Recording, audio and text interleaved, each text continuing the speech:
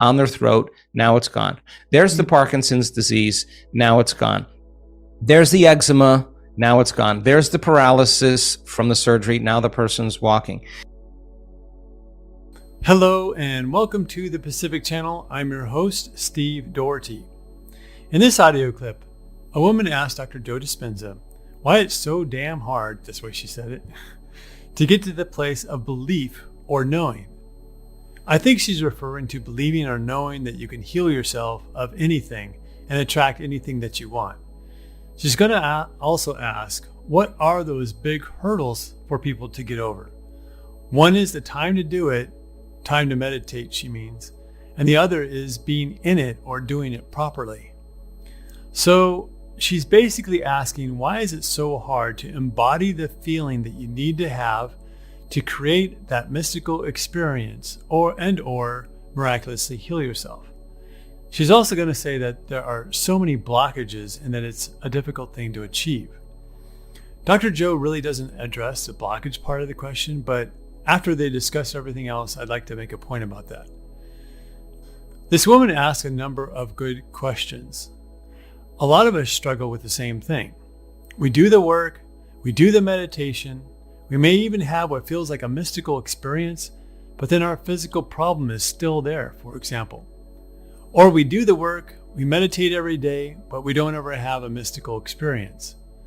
Dr. Joe starts off answering the question about why it's so hard to get to that place of belief or knowing by saying that it's easier to forget what we've learned than it is to remember, and that we are so wired for limitation, right?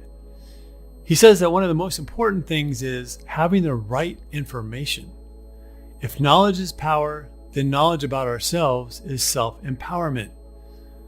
Next, he's going to say that you've got to understand the information so well that you can explain it to someone else, which is proof that it is wired in your brain. When you understand it, then you are prepared to have the experience. So you must understand what you are doing, why you are doing it, and you must assign meaning to the task. When you make meditating a priority and make it important by assigning meaning to it, then you'll get much more out of it. Also, Dr. Joe is about to say that if you really understand the what and the why, then the how becomes instrumental. When you have the experience and create the new emotion, you are training the body to adapt to the new chemicals and hormones. This is where the new programming happens, and this is why it's so important to do it often. It's really kind of ironic, right? But our job is to teach and train your body that feeling good is a good thing, especially if we are used to feeling down and depressed. Let's listen to Dr. Joe explain it now, and then we'll discuss it in more depth. I'm your host, Dr. Joe Dispenza. Let's begin. Well, you just landed on...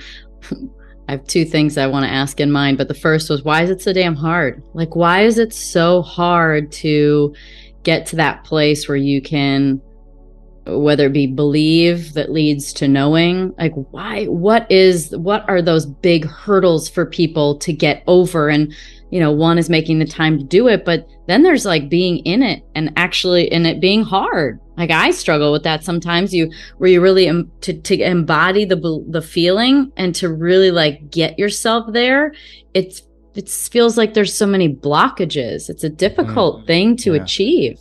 Yeah. Well, I think it's so much easier to forget this information than to remember it. I think we're wired, so wired for such limitation, and as I said, my belief about human potential has changed so dramatically. So the first thing I think is so valuable is this information, and the right information. Sure. We do our best to combine quantum physics with neuroscience, with neuroendocrinology, with psychoneuroimmunology, mind-body connection, epigenetics, protein metabolism, cellular biology, electromagnetism. Why? Because if knowledge is power, knowledge about yourself is self-empowerment. So every time you learn something new, you're forging connections in your brain. But the research shows if you don't repeat it, you don't review it, you don't think about it, they prune apart within hours or even days. So if learning is making those connections, then remembering is maintaining and sustaining them. Okay, so if you can build a model of understanding with people, and nothing is left to conjecture, nothing is left to superstition, nothing's left to dogma, and they can learn that information, and instead of getting on their cell phone and scrolling through their social media or looking at whatever, watching TV or getting distracted, if they learn that information and they have the opportunity to teach it back to somebody, and they begin to share that information right in the event, right? And it's like so the retreats. In the retreats, yeah.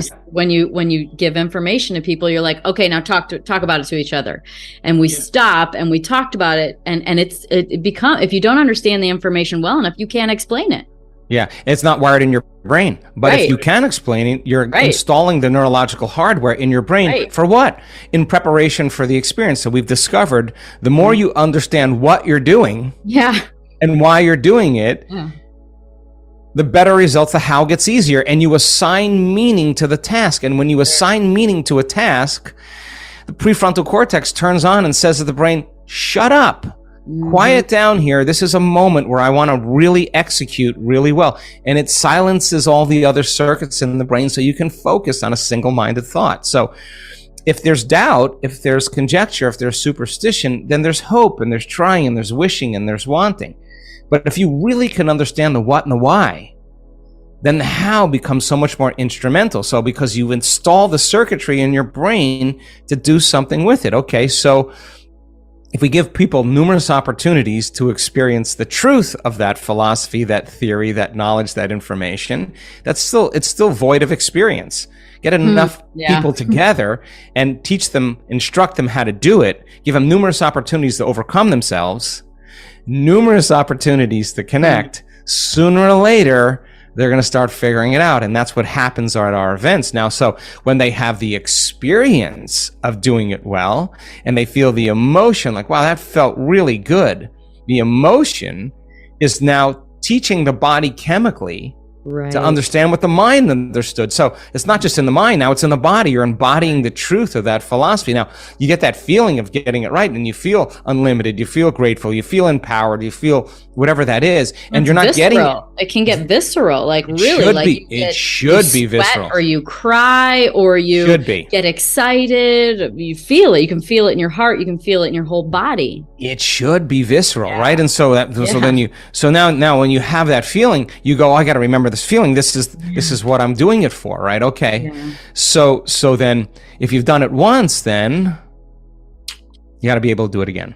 And that's the key. And if you can keep repeating the experience, you start mastering the knowledge, and you neurochemically condition your mind and body to begin to work as one. And when you've done it enough times, well, you know this. You excelled in automotive racing, so it gets automatic. It gets easy. It gets second nature. The things that you had to put so much conscious attention on in the beginning, you actually don't have to pay a lot of attention to, because you've kind of mastered. It's hardwired now. It's automatic. Well, we're programmable. Right, exactly. Which leads me to what I'm curious. I want to have a little bit of almost a philosophical or maybe perspective conversation on what are we, and tell a story that I experienced. I went ahead and gave myself a hero's dose of psilocybin and experienced myself as waveform.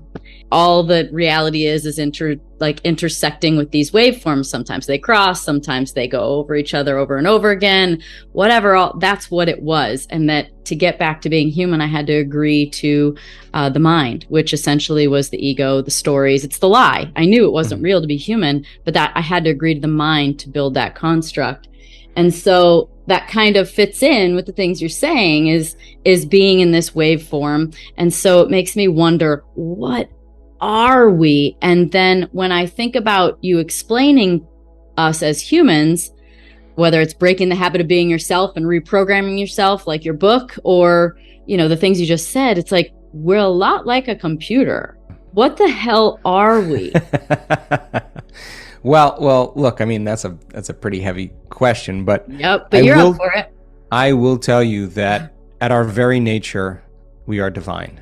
At our very nature, we are the blooming of material, material reality, right, is the most stable form of energy.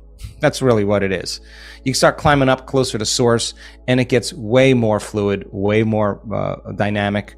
But matter is the slowest frequency that we perceive with our senses, and so that 1% of reality that we perceive, don't exclude yourself in that equation. You're part of that. There's a 99% of the unknown self that has fallen source from singularity, from oneness, from wholeness, from pure love, all the way down into density, fooled by our senses into the illusion of separation.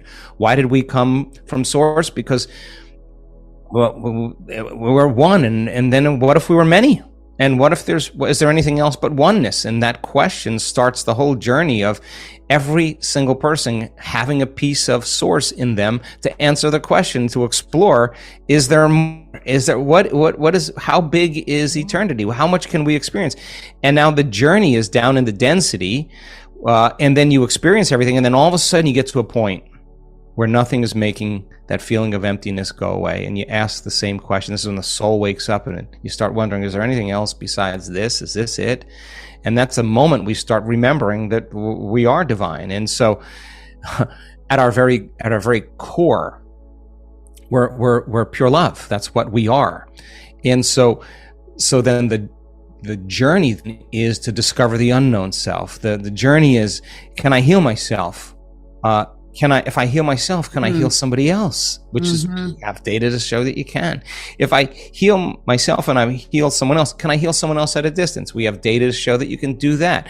These are all new experiences. Yeah. And the feelings that come from the experience of people who are actually healing another person is a feeling that's transcendent of anything in the three-dimensional world. The watching a mother whose child was born with a birth defect that never engaged with her brothers or couldn't hold her head up and was listless after one remote healing is now smiling and looking at her brothers. I mean, in the mother who tells that story, we're all on the call there and we're sobbing in so much, where there's an empathy that takes place where you're contributing into someone's life in some way, and you're sharing the feeling that person is feeling. And the greatest form of gratitude is when we receive gratitude. So you're part of someone else's transformation, and pro-social networks switch on, and the species of human beings does something so important. We move closer together, we commune, we trust, we support, we inform, we love, we heal, we shine. And then our appreciation for everything in the moment. We see more beauty in the moment. Stress hormones divide us, separate us, cause us to be selfish. This is so who we are it's less of who we really are. Exactly. We move further away from love, right? So, of course, speaking from my present state of ignorance, what I've discovered is that when people have that moment of connection, we see this on their brain scan. Their brain scan goes into such an aroused that scientists that look at it actually think the person's having something really wrong go on with them, because they think seizure, they think, what is this? But the arousal is not coming from fear. The arousal is not coming from pain. And the arousal is not coming from anger or aggression. That's what typically switches on the arousal system. This arousal is ecstasy. This arousal is bliss. This is the person actually dipping into the divine and touching it, and they feel it in every single atom in their body, all resonating in order. The side effect of that is some transcendental experience that produces a shift in the perception of the way they perceive reality. The spectrum of reality is broadened, and the feeling is not chemical. The feeling is kind of electric. It's kind of frequency, it's energy, and that person many times has a biological upgrade. There's the tumor on their throat, now it's gone. There's the Parkinson's disease, now it's gone. There's the eczema, now it's gone. There's the paralysis from the surgery, now the person's walking. Their interaction with energy and frequency is causing a part of the brain called the autonomic nervous system, the limbic brain, is resonating in such high frequency. Remember, stress is autonomic dysregulation. This is high amount of autonomic regulation, and every cell in the body is getting informed with more wholeness, more oneness, more love, and the cells emit more coherent light and information, and the person all of a sudden realizes never was outside of them. So the journey back to source, the journey back to oneness, the journey back, everybody gets to, you can be anybody you want to be in 3-dimensional. You can be any character you want to be in the virtual reality experiences, the simulation that we're experiencing. But if you're living by the same emotions every day, or you can't get out of bed because you can predict the feeling of everything that's going to happen in your life, then nothing is going to change until you change. And the discovery of, okay, most people have to hit their lowest point in their life where that nothing's making that feeling go away, to finally look at how they think, look at how they act, look at how they feel. My message is, why wait for that? And so what we're discovering is in 7 days, the science that we have is so compelling to show that in 7 days, there will be a host of biological changes that take place in a person's body to actually look like they're living in a new environment, they're living in a whole new life. So then, getting over yourself, to answer your question, is the difficulty. That's why people will say, it's too hard for me. But what they're really saying is, I don't believe in it. I really don't believe in it. Because if you believe in it, you got to show up. And if you don't believe in it, then you don't believe in yourself. And you don't believe in yourself, that means you don't believe in possibility. And if you don't believe in possibility, that means you can't believe in yourself, right? Yeah. So this idea we're all then, potential possibilities. Exactly. We would love to give back to our Pacific family for all the love and support they have given us. We are offering 2 lucky winners a ticket to Dr. Joe Dispenza's week-long retreat in Sunshine Coast, Australia, worth $2,300 each. To enter the giveaway, you must be a subscriber to our channel Pacific. Like this video, comment how our channel has helped you. Share this video with any 5 people. And stay tuned on our channel as we will declare the winner soon. Please refer to the description below for more info. Good luck. So, the blockages that this woman asked about are the negative thoughts, feelings, and beliefs that our subconscious minds hold on to for dear life. Your subconscious mind's job is to make sense of the world, define who you are, and keep you safe in your world without regard to you expanding, growing, creating, and attracting more into your life. My point is that if you don't remove those blockages somehow, then more than likely, no matter how hard you try and no matter what you do, it will be very difficult to improve your life. To me, that's where a healing modality tool like EFT is best used to remove those emotional blockages. So, Dr. Joe said that when you get good at meditating, your emotions then teach the body chemically. It's no longer just in the mind, it's in the body. You're teaching the body the emotions of feeling unlimited or grateful or empowered. Then it's just a matter of remembering that feeling, and if you've done it once, then you can do it again. Then he said that if you can keep repeating the experience, you start mastering the knowledge and you neurochemically condition your mind and body to begin to work as one. And then you just do it until you get to the place that it's automatic. But what is it? What are we really doing here? What is the real goal? The goal is to raise your vibration to where your normal emotional countenance is around the vibration of love, joy, bliss, passion, and satisfaction, those higher vibrational feelings. The goal is to feel these good feelings as much of the time as you can. That's all.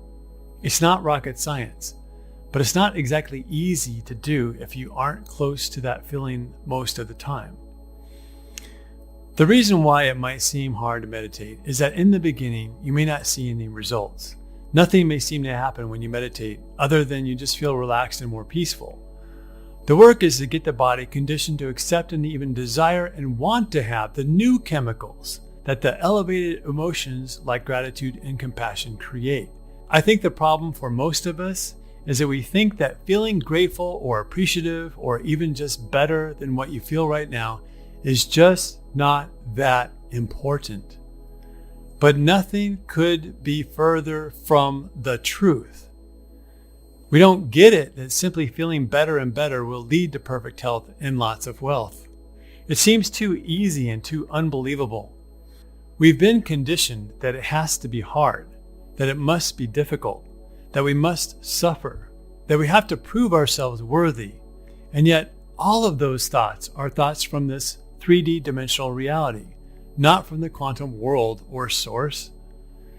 An additional problem is that we can't just raise our vibration during meditation and then go back to our normal stressed out way of life afterward. We must find techniques and processes to raise our vibration during the day. This is why a lot of law of attraction teachers teach processes and techniques to raise your vibration without meditation.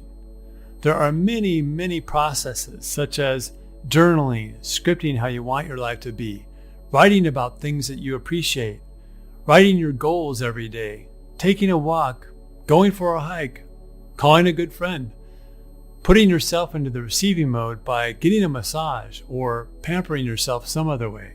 Just more things like that. Esther Hicks, in her book, Ask and It Is Given, has about 20 processes that you can do to attract perfect health and more abundance into your life. But back to another question this lady asked. She says that we are a lot like a computer and asks, who the hell are we? Dr. Joe's response is that we are divine, but we only perceive of 1% of reality, and we are included. Then he said that we came from Source, and he asked, why did we come from Source? In other words, why did we come from Source down to Earth? His answer was that we are all one, that all of us are a piece of Source, and that we are here to explore oneness. I'd like to try to expand on this a little. The basis of life is freedom, the purpose of life is joy, and the result of life is expansion. We are divine, powerful, spiritual beings having a human existence, and we are the leading edge of Source, not the other way around. We constructed a world of limitation and lack so that we could experience expansion and abundance. We created a world of contrast and difficulty so that we could clarify what we want and what we prefer. And we knew that we had access to the power that creates worlds. But when we got here, we were taught otherwise. And some of us preferred to be born into a more contrasting life than others because we wanted to experience the bounce from difficulty to bliss, from hard times to good times. Not one of us wanted to be born into a feathered nest because we wouldn't get as much of a chance to embrace our powerful, spiritual, creative selves.